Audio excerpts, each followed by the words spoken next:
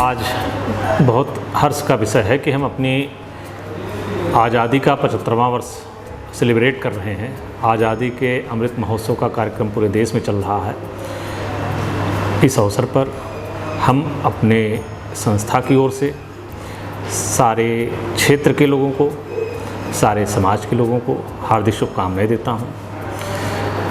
मित्रों, जो ये आज़ादी का अमृत महोत्सव मनाया जा रहा है, इसके पीछे एक बड़ी सद्भावना ये है कि हमारे देश का हर नागरिक, हर बच्चा अपने देश के साथ, अपने राष्ट्रीय ध्वज के साथ, अपने राष्ट्रीय प्रतीकों के साथ आत्मीयता के साथ जुड़ सके।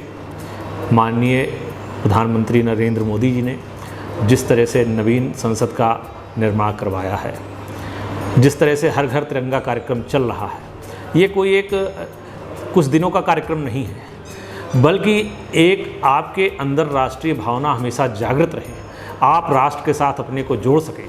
हमारे संविधान में भी कर्तव्यों की बात करते हुए कहा गया है कि हम अपने राष्ट्रीय प्रतीकों का, राष्ट्रीय ध्वज का सम्मान करेंगे। तो उस भावना को हम महसूस कर सकें। हमारे राष्ट्र ध्वज का कितना महत्व है। आज जब कभी राष्ट्रीय, अंतर्राष्ट्रीय स्तर पर खेल के आयोजन होते हैं, तो जब हमारे विजेता खिलाड़ी राष्ट्रीय ध्वज को लहराते हैं तो हमें एक आत्मगौरव का आभास होता है। तो ऐसे में हमारे विद्यार्थियों से, हमारे क्षेत्र के लोगों से ये अपील है कि वो हर घर तिरंगा कार्यक्रम से जुड़ें, अपने घर पर तिरंगा फहराएं और कम से कम अब तो राष्ट्रीय ध्वज संहिता में संशोधन करके ये कह दिया गया है कि आप इसको दिन रात फहरा सकते हैं, तो आप इसको सम्मान के साथ फहराएं। कभी इसका अपमान नहीं होना चाहिए। आने वाले समय में हमारी पीढ़ियां इसको याद करेंगी कि हम 75वीं वर्षगांठ जब मना रहे थे तो हमारे देश का हर बच्चा उस अभियान से जुड़ा हुआ था, हर घर उससे जुड़ा हुआ था। दूसरी बात यह है कि हमारे त्यौहार आ रहे हैं, रक्षाबंधन हम मनाने जा रहे हैं। ये सब त्योहारों के पीछे जो एक सिंबल है, जो एक संकेत है, वो ये है कि हम अपनी राष्ट्रीय परंपरा को, राष्ट्रीय संस्कृति को पुनर्जीवित करें। अभी एक बड़े आप सम्मान की बात कह सकते हैं देश के लिए कि पाकिस्तान जैसे देश से एक महिला ने हमारे प्रधानमंत्री नरेंद्र मोदी जी को तीसरी बार राखी भेज रही हैं। तो ये हमारा त्यौहार इस रूप में मनाया जाता है कि हम एक दूसरे को कनेक्ट कर सकें, एक दूसरे को सुरक्षित कर सकें।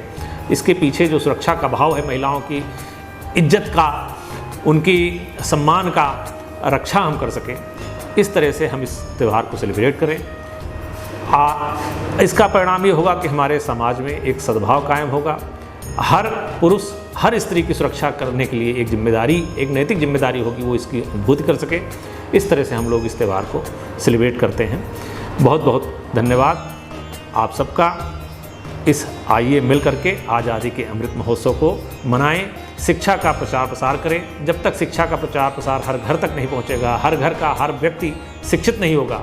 अब तो संविधान ने शिक्षा के अधिकार को 14 वर्ष तक के बालकों के लिए एकदम अनिवार्य कर दिया है।